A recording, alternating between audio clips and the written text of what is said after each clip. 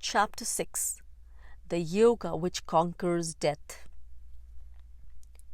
Brahma expresses a wish that I shall visit his dwelling. He tells me that he does not actually stay in the house, but has erected a roomy hut in the garden at the rear so as to keep his freedom and preserve his independence. Accordingly, and I must confess, with some eagerness, I call at the house one afternoon. The building stands in a dusty street which bears a desolate and neglected air. I stand for a moment outside the ancient whitewashed structure and survey its wooden upper story, whose projecting window is so reminiscent of our medieval European houses. I push open the heavy old door which confronts me, an act which sends a rattling echo through the rooms and passages. An old woman, whose motherly smile stretches broadly across her face, appears almost at once and bows repeatedly before me. She leads me through the long darkened passage until we emerge through a kitchen into the back garden. The first thing I notice is a spreading peepal tree, and then, under the protective shade of its branches, an old-fashioned well. The woman guides me to a hut on the other side of the well and close enough to it to receive some of the tree's shade. It is lightly built of bamboo posts, thin wooden cross beams, and a thatched grass roof. The dame, whose face is as black as Brahma's, becomes visibly excited and bursts out into a series of trembling Tamil sentences apparently addressed to the hut. A musical voice answers from within. The door slowly opens. The yogi appears and then affectionately draws me into his simple hermitage. He omits to close the door. The widow remains in the entrance for the next few minutes, her eyes glued upon me, her face exuding indescribable happiness. I find myself in a plain room.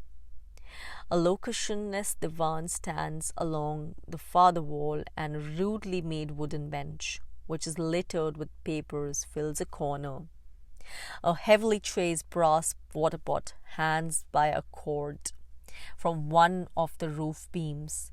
The floor is covered with a large piece of matting. "Seat yourself," says Brahma, waving a hand towards the floor. "We have no chair to offer you. I am sorry." We all squat around the mat, Brahma, myself, and a young student teacher who has attached himself to me and is now acting as interpreter. Within a few minutes the old widow departs, only to return later with a pot of tea, which is served upon the mat in lieu of a table. She departs again and reappears with biscuits, oranges, and plantain fruits, which are heaped upon brass dishes. Before we begin to take these pleasant refreshments, Brahma produces a garland of yellow marigolds and hands it around my neck. I am astonished and protest strongly, for I know that this Indian custom is usually reserved for distinguished persons, and I have never classed myself in that sublime category. "But, brother," he pleads smilingly, "you are the first European to visit my abode and the first to become my friend. I must express my delight and the delight of this lady here by honoring you in this way." My further protests prove of no avail. I have perforce to sit on the floor with a wreath of marigolds draped ceremoniously over my jacket. I am indeed glad that Europe is sufficiently far away for none of my friends to notice this odd sight and laugh at me. We drink our tea, eat the fruit, and chat pleasantly for a while. Brahma informs me that he built the hut and made the root furniture with his own hands. The sight of the papers on the corner bench aroused my curiosity, and I beg him to tell me the raison d'être. For I observe that the papers are all of a pink color and that they have been written on in green ink. Brahma picks up a handful which I perceive are written in quaint characters easily recognizable as Tamil. The student teacher examines the documents but finds them hard to read and harder to understand. He informs me that they are written in an obsolete form of Tamil, which was the literary form of early centuries, but is nowadays understood only by few persons. He adds that the great classics of Tamil philosophy and literature are unfortunately written in this archaic form of language, which is called High Tamil, and which presents more difficulties for those only familiar with the modern living vernacular than medieval English presents to the average present-day English-knowing person. These papers are written by me, mostly at night, Brahma explains. Some of them are accounts of my yoga experiences written in verse, and some are lengthy poems where I let my heart speak its religion. There are few young men who call themselves my pupils, who often come here to read these writings aloud. Brahma picks up an artistic-looking document which consists of a few pages of pink paper written on in red and green inks and tied with a green ribbon, and smilingly presents it to me. "I have written this especially for you," he declares. The young interpreter finds it to be a poem of 84 lines. He opens and closes with a mention of my name, but beyond this the young man can hardly travel. He deciphers occasional words and tells me that the poem evidently contains some kind of personal message, but it is written in such high Tamil that he is not competent to render a proper translation of it. However, I am extremely pleased to receive this unexpected gift, especially as it is an expression of the yogi's goodwill. After the celebrations of my visit are finally over, the old lady departs and we settle down to serious talk. I plunge anew into the new matter of breathing, which seems to play so important a part in yoga and which is wrapped in such secrecy. Brahma regrets that he can show me no further exercises for the present, but he is willing to tell me a little more of his theories.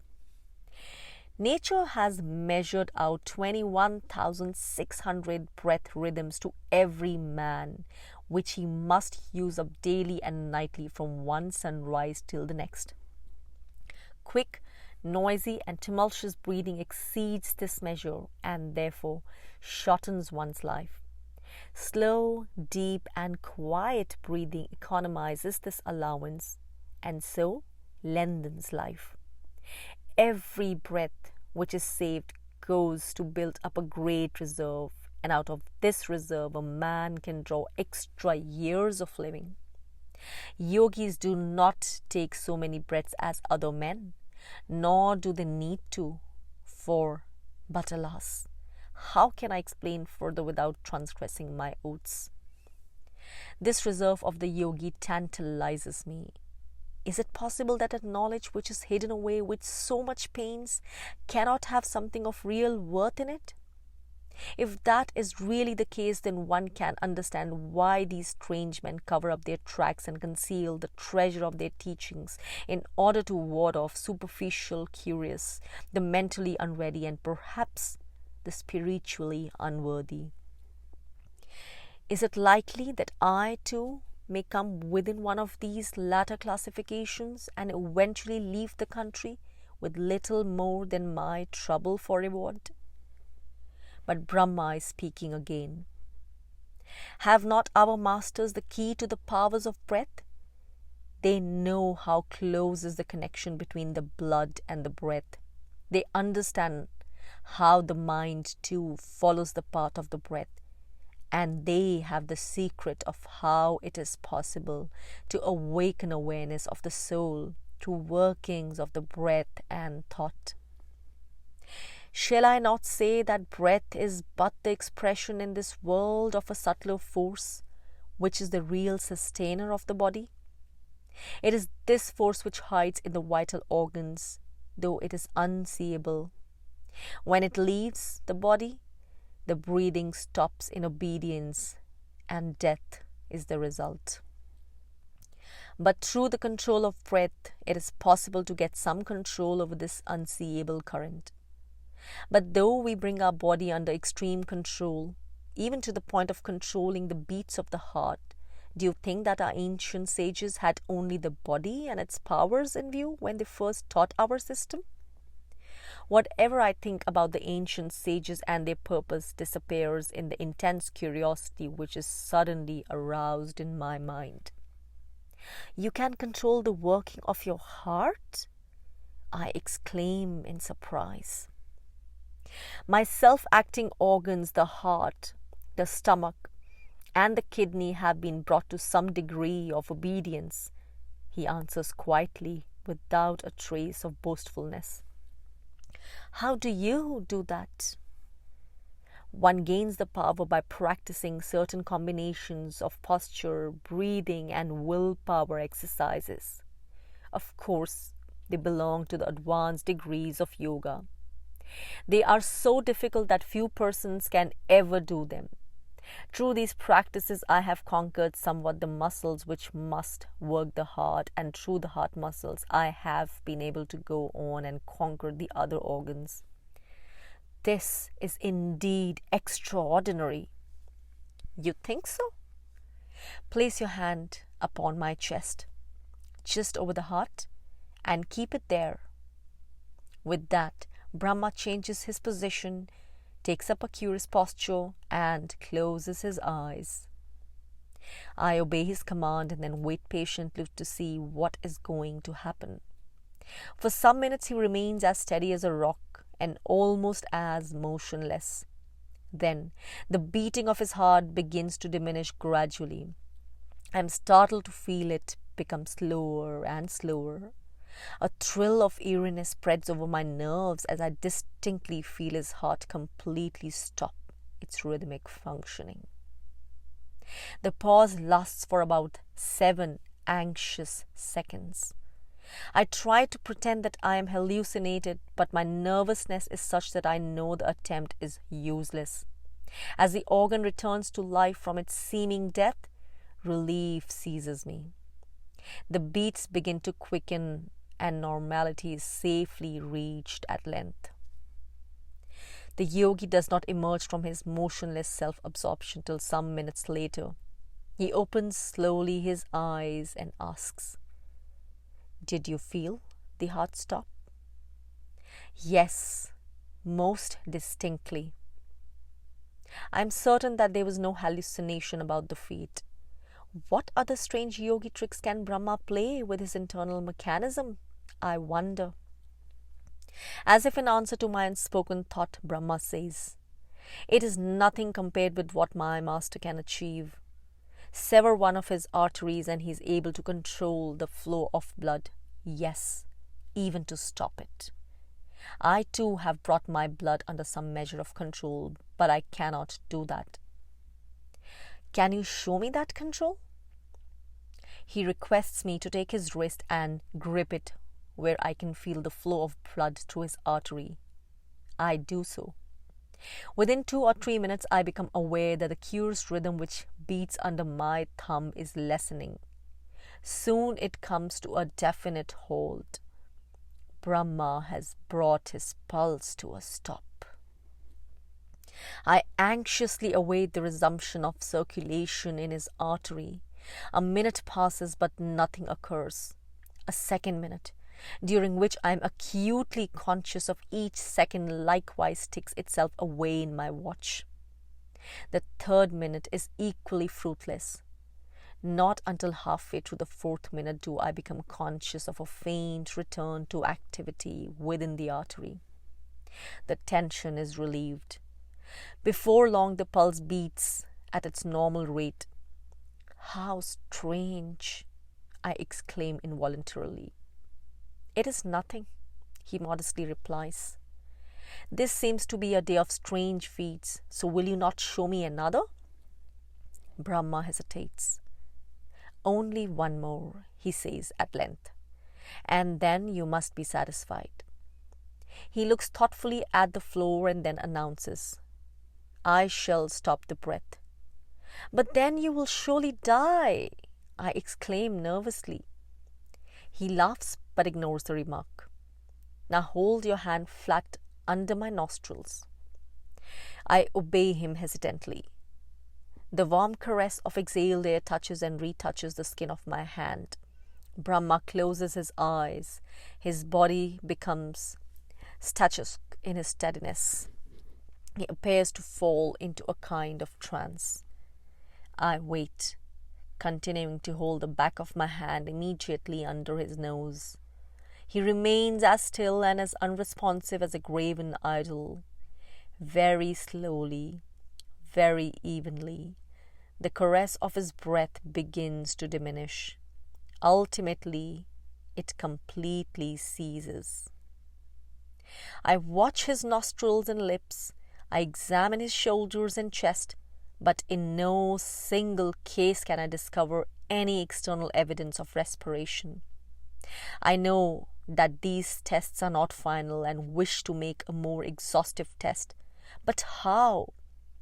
My brain works rapidly. There is no hand mirror in the room, but I find an excellent substitute in a small polished brass dish. I hold the dish under his nostrils for a while and again in front of his lips. Its shining surface remains unmarred by any dullness or moisture. It seems impossible to believe that in this quiet, conventional house near a quiet, conventional city, I have established contact with something significant, something that Western science may one day be forced to recognize against its will. But the evidence is there, and it is indubitable. Yoga is really more than a worthless myth. When Brahma ultimately emerges from his trance-like condition, he seems a little tired. "Are you satisfied?" he asks, with a fatigued smile. "I am more than satisfied, but I am at a loss to understand in what way you can do it." It is forbidden me to explain. The restraint of breath is a practice which is part of advanced yoga. To a white man, it may seem a foolish thing to strive for. Yet to us, it is of much importance. But we have always been taught that man cannot live without breathing. Surely that is not a foolish idea? It is not foolish. Nevertheless, it is not true. I can hold my breath for 2 hours if I wish. Many times I have done that, but I am not yet dead, you see. Brahma smiles. I am puzzled. If you are not permitted to explain, perhaps you can throw a little light upon the theory behind your practices? Very well. There is a lesson we can draw from watching certain animals, which is a favored method of instruction with my master. An elephant breathes much more slowly than a monkey, yet it lives much longer.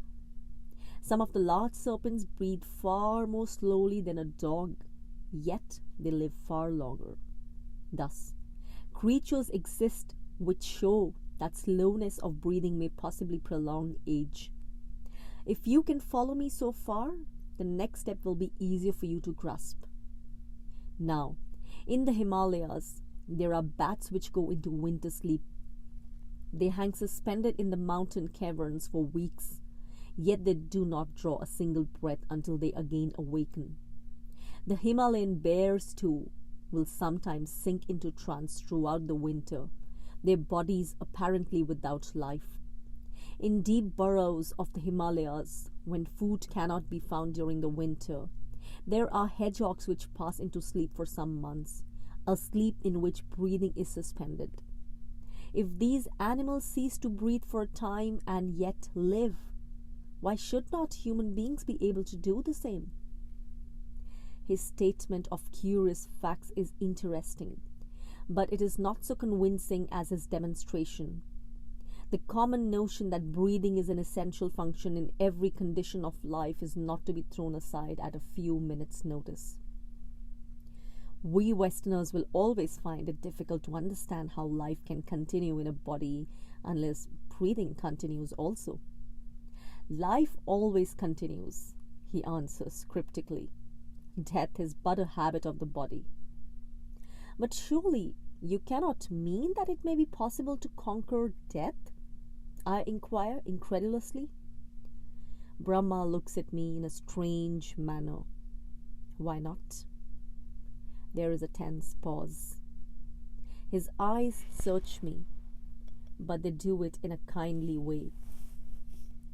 Because there are possibilities in you, I shall tell you one of our old secrets. But I must first demand your agreement to one condition. And that? You shall not attempt to practice any breathing exercise as an experiment, except those which I may teach you later. I agree. Keep your word then. Now you have hitherto believed that the complete stoppage of breathing brings death. Yes? Is it not reasonable to believe also that the complete holding of the breath within one's body keeps life within us for so long as the breath is held, at least? Well, we claim no more than that. We say that an adept in breath control, who can completely retain his breath at will, thereby retains his life current. Do you grasp that? I think so. Imagine now, an adept in yoga who can keep that locked breath, not merely for a few minutes as a curiosity, but for weeks, for months, and even for years. Since you admit that where there is breath there must be life, do you not see how the prospect of prolonged life opens up for a man? I am dumb. How can I dismiss this assertion as preposterous? Yet, how can I accept it? Does it not recall to memory the idle dreams of our European alchemists of medieval times? Dreamers who sought an elixir of life, but who succumbed to the sickle of death one by one. But if Brahma is not self-deceived, why should he seek to deceive me? He has not sought my company, and he makes no effort to acquire disciples. A strange fear touches my brain. What if he's merely mad? No, he seems so sensible and rational in other matters. Would it not be better to regard him as mistaken? Yet, something in me doubts even that conclusion. I am bewildered. Can I not convince you? He speaks again. Have you not heard the story of the fakir who was buried by Ranjit Singh in a vault at Lahore? The burial of the fakir took place in the presence of English army officers, while the last of the Sikh kings watched it himself. The living tomb was guarded by soldiers for 6 weeks, but the fakir emerged healthy and alive. Inquire into the story, for I have been told that it is written somewhere in the records of your government. This fakir had brought his breathing under great mastery and could stop it at will without danger of dying. Yet he was not even an adept in yoga, for I have heard from an old man who knew him when he was alive that his character was not good. His name was Haridas, and he lived in the north. If this man could live in an airless space for such a long time without breathing, how much more can be done by the true masters of yoga, who practice in secret and will not perform these marvels for gold? A pregnant silence follows our conversation. There exist other strange powers which can be acquired by way of our yoga. But who in these degenerate days will pay the heavy price to obtain them? There is another pause. We who live and work in the everyday world have sufficient to do without seeking such powers, I venture, in defense of my epoch. Yes, agrees Brahma. This part of body control is only for the few. Therefore, the teachers of our science have kept it a silent secret through the centuries. It is not often that they seek after pupils. Pupils must seek after them. The next time we meet, Brahma visits my quarters. It is evening and we soon adjourn for dinner. After the meal and a short rest, we go out on the moonlit veranda where I plant myself into a deck chair while the yogi finds a mat on the floor more comfortable. For several minutes we silently enjoy the bright radiance of the full moon.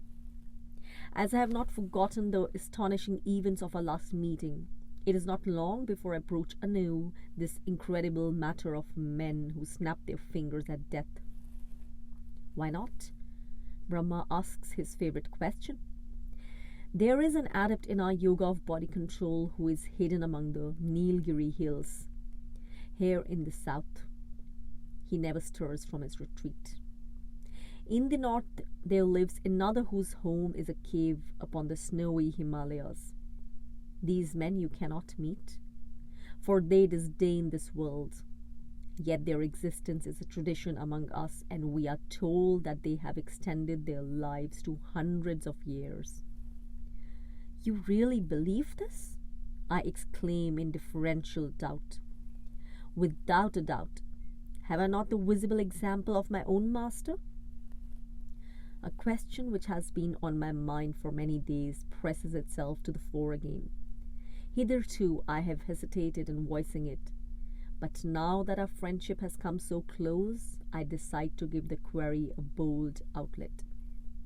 I look earnestly at the yogi and ask him, Brahma, who is your master? For a while he returns my gaze, but yields no answer. He looks at me hesitatingly. When he speaks, his voice is slow and grave. He is known to his southern disciples as Yorumbu Swami, meaning the ant teacher. What a curious name! I exclaim involuntarily. My master always carries a bag of rice powder from which he feeds the ants wherever he may be. But in the north and among the Himalayan villages, where he sometimes stays, he bears another name. Is he then perfect in your yoga of body control? Even so. And you believe that he has lived? I believe that he is over 400 years old. Brahma quietly finishes the sentence for me. There is a tense pause. I stare at him in bewilderment. Many a time he has described to me what happened during the reigns of the Mughal emperors, supplements the yogi. And he has told me stories of the days when your English India Company first came to Madras. Skeptical Western ears are unable to accept these statements. But any child who has read a history book could tell you such things, I counter. Brahma ignores my remark. He goes on. My master remembers clearly the first battle of Panipat, and he has not forgotten the days of the Battle of Plassey. I recollect how he once referred to a brother disciple, one Beshudananda, as a mere child of 80 years. In the clear moonlight, I noticed that Brahma's swarthy, broad-nosed countenance remains peculiarly unmoved while he utters these strange words. How can my brain, nurtured in the strict methods of inquiry which modern science has called forth, entertain such assertions? After all, Brahma is a Hindu and must possess some of the legend-swallowing ability of his people. It is useless to contend with him. I shall remain silent. The yogi continues.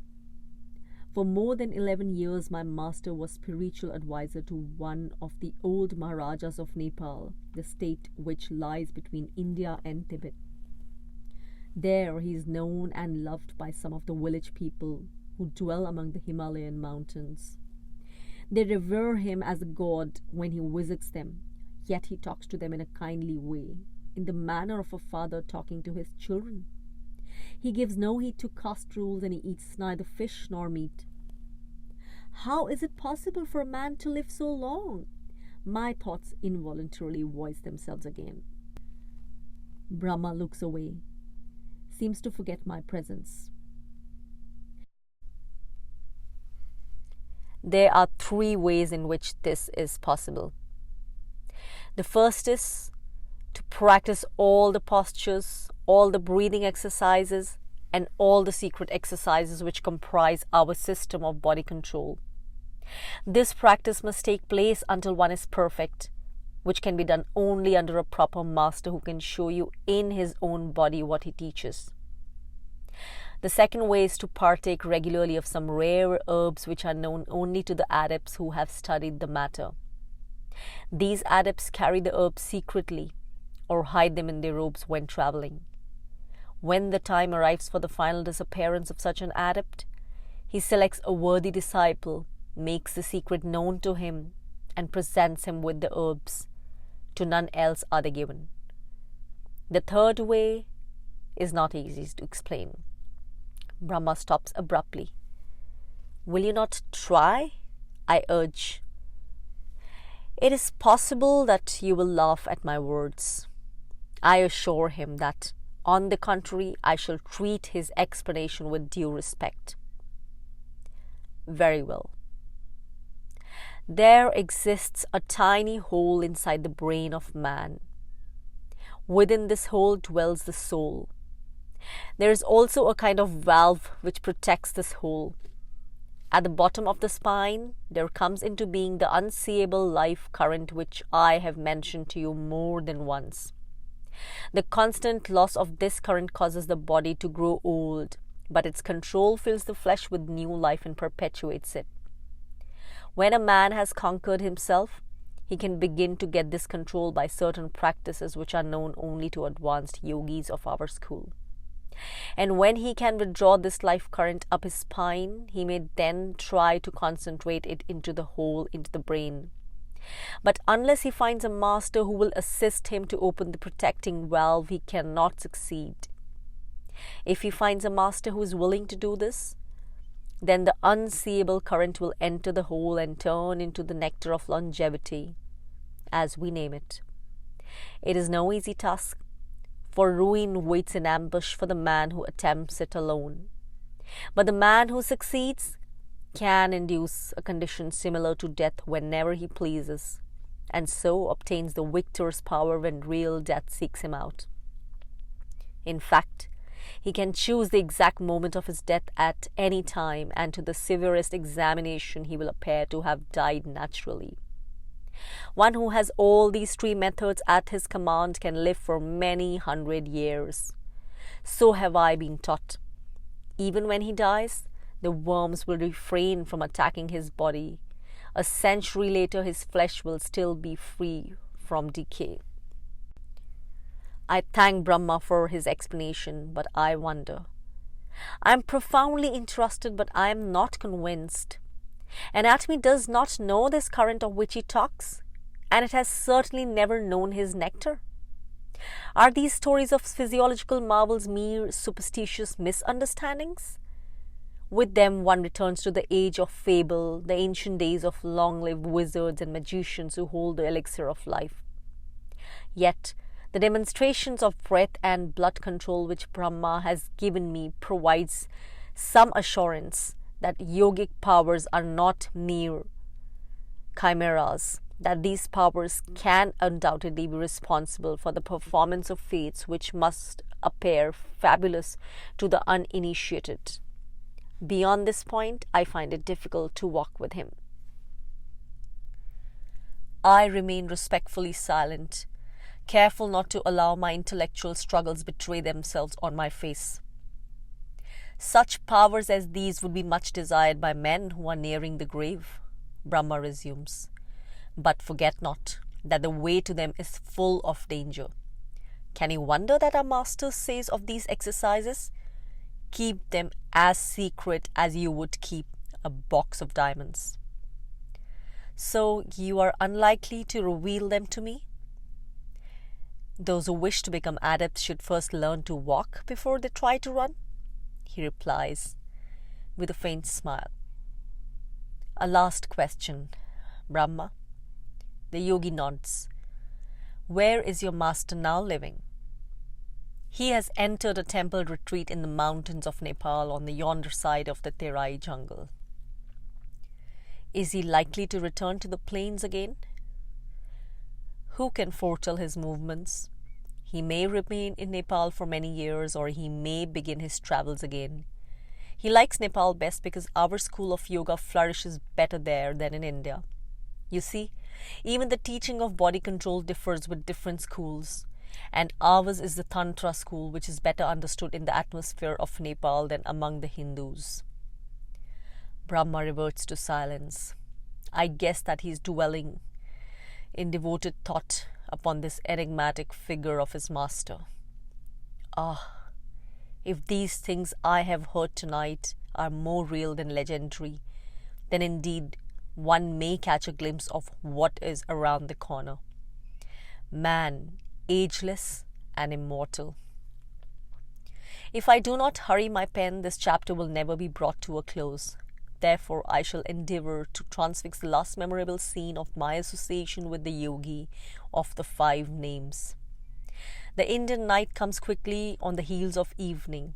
There are no lingering sunsets as in Europe. And as the swift dusk begins to descend on his garden hut, Brahma lights an oil lantern and suspends it by a cord from the roof. We settle down anew. The old widow discreetly slips away and leaves me alone with the yogi and the student teacher who translates our words. The odor of burning incense touches the room with a mystical atmosphere. This evening, sad thoughts of parting steal over me. I try to brush them off, but fail. I cannot clearly tell this man, through the irritating barrier of speaking through a third person, what is in my heart. How far the novel facts and strange theories he has put forward are correct, I am little able to say. But I have appreciated his readiness to let me enter his solitary existence. I have felt at times that our hearts have drawn sympathetically near to each other, and I know now what it has meant to him to break his habitual reserve. Tonight, I have made a last attempt, under the shadow of impending departure, to induce him to reveal his deeper secrets. Are you ready to abandon the life of cities and to retire into solitary place in the hills or the jungle for some years? He searches me. I must first think this out, Brahma. Are you ready to give up all activities of your work, renounce your pleasures, and put your whole time into the exercises of our system, and that not merely for a few months, but for several years? I do not think so. No, I am not ready. One day, perhaps. Then I can take you no further. This yoga of body control is too serious to become the mere sport of a man's leisure hours. I see my chances of becoming a yogi fade swiftly into nothing. I regretfully realize that the full system, with its many years of difficult training, its rigorous and austere discipline, is not for me. But there is something else which is closer to my heart than strange powers of the flesh. I confide in the anchorite. Brahma, these powers, they are wonderfully fascinating. One day I would really like to go more deeply into your training. Yet, after all, how much lasting happiness do they bring? Is there not something finer still in yoga? Perhaps I do not make myself clear. Brahma nods his head and says, I understand. We both smile. Our texts say that the wise man will follow up his practice of the yoga of body control with the yoga of mind control, he remarks slowly. It can be said that the first prepares the way for the second. When our ancient masters received the principles of our system from the god Shiva, they were told that the final goal was not to be purely material.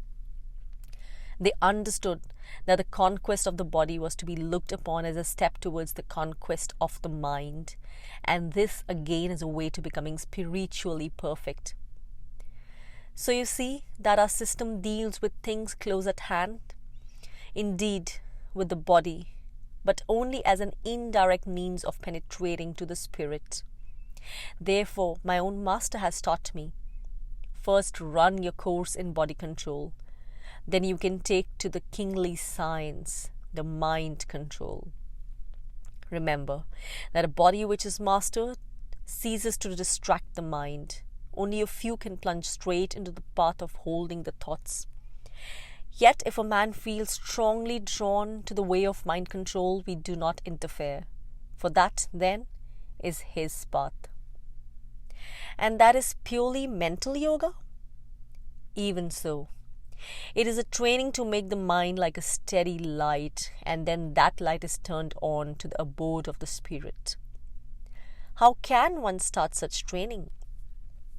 For that again, it's necessary to find a master. Where? Brahma shrugs his shoulders. Brother, people who are hungry look eagerly for food. Those who are starving, however, will search like mad men. When you want a master as much as a starving man wants to eat, you will surely find one. Those who search sincerely will most assuredly be led towards him at the appointed hour. You believe that there is a destiny around the matter? You speak truly. I have seen some books. The yogi shakes his head. Without a master, your books are mere pieces of paper. Our word for him, Guru, means one who dispels darkness. The man whose efforts and destiny favor him sufficiently to find a real teacher steps quickly into a state of light, for the master uses his own higher gifts to benefit the disciple. Brahma moves away to his bench of littered papers and presently returns with a large document, which he hands to me. It is covered with an orderly arrangement of Kabbalistic signs, peculiar symbols, and Tamil characters drawn in red, green, and black inks. The top of the sheet is adorned with a large hieroglyphic symbol patterned like a scroll, in which I recognize representations of the sun, moon, and the human eyes. All the sketches and writings fall around a central blank space. Last night I spent some hours preparing this, says Brahma. When you get back, paste one of my photographs in the center. He informs me that if I will concentrate my mind upon this queer but not inartistic document for 5 minutes before going to sleep at night, I shall dream clearly and vividly of him. Even if 5,000 miles separate our bodies, place your thoughts upon this paper and our spirit shall meet at the night, he asserts confidently. And he explains that these dream meetings will be as actual and as real as our physical meetings have been so far. This brings me to mention that my trunks are all but packed, and that I shall soon be off. I am doubtful when and where I may see him again. He replies that he does not doubt that whatever destiny has been allotted us must be fulfilled, and then he confides in me. I leave this place in the spring, when I shall go to the Tanjore district, where 2 students await me. And for what will happen thereafter, who can say? For as you know, I hope one day to receive the call from my master.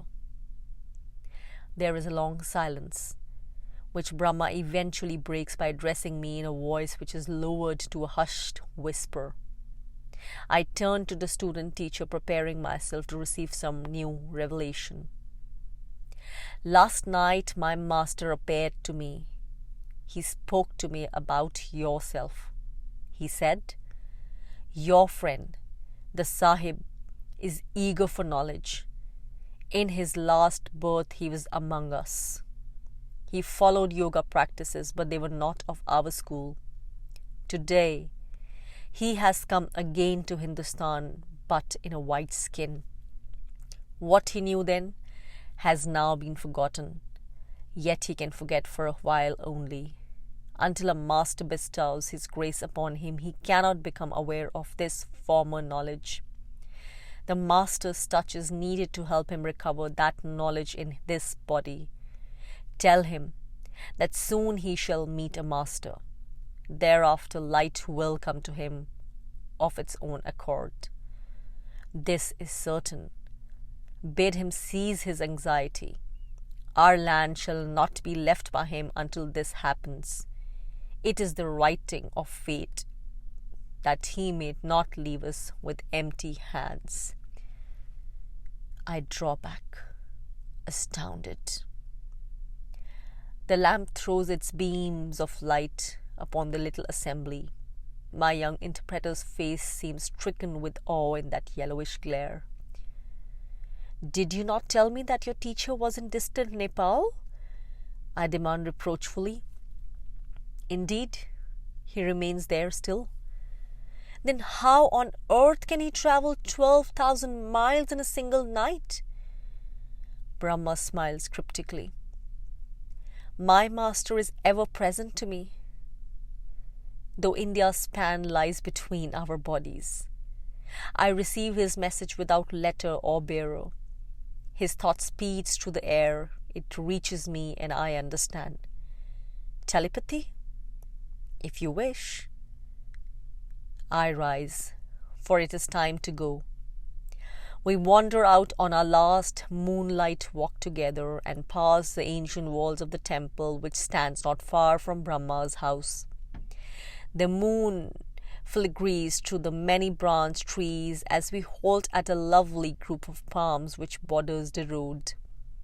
Whilst he is bidding me farewell, Brahma murmurs, "You know that I have but few possessions. This is the thing I value most. Take it." He grasps the fourth finger of his left hand and pulls at it. He holds forward the palm of his right hand. I see a golden ring glistening in the center under the rays of the moon. 8 slender claws grip a round green stone, whose face is veined with reddish-brown markings. Brahma puts it in my hand as we clasp in farewell. I attempt to return the unexpected gift, but he meets my refusal by pressing it more determinedly upon me. One who enjoys great wisdom in yoga gave this to me. In those days I was traveling far and wide for knowledge. Now I beg you wear it. I thank him and inquire half jokingly, "Will it bring me good fortune?" "No, it cannot do that. But there is a powerful charm within the stone which will help you penetrate to the company of secret sages and which will help you awaken your own mystic powers. This you will realize by experience. Wear it when you need those things." There is a final and friendly parting, and we go our ways. I walk slowly away, my head filled with a strange medley of thoughts. I muse over the extraordinary message from Brahma's far-off master. It is too extraordinary for me to dispute. I remain silent before it, while belief and skepticism fight a frantic conflict in my heart. I glance at the golden ring and ask myself, how can a mere ring possess any real efficacy in these matters? I do not understand how or why it can influence me or others in any mental or spiritual manner. The belief savours of superstition, yet Brahma seems so confident of the reality of its fanciful properties. Is it possible? I feel almost impelled to answer. In this strange land, all things may be possible. But intellect rushes to the rescue and puts up a barricade of question marks. I fall into a fit of musing abstraction so that I move away startled when I stumble against something and knock my forehead. Looking up, I behold the poetic silhouette of a palm tree and the fireflies making a myriad dancing point of lights between the branches. The night sky is deep blue. Venus, a point of intense brightness, seems quite close to our planet. Infinite peace broods over the road as I walk. A mysterious stillness enthralls me. Even the large bats which occasionally appear and sweep over my head move their wings silently. The scene charms me. I stop for a moment. The moon diffuses a light which turns a man who is approaching me into a flitting ghost. When I reach my quarters, I find that wakefulness lingers late this night. Close to dawn, sleep comes at last, drowning my whirl of thoughts in forgetfulness. End. Chapter 6.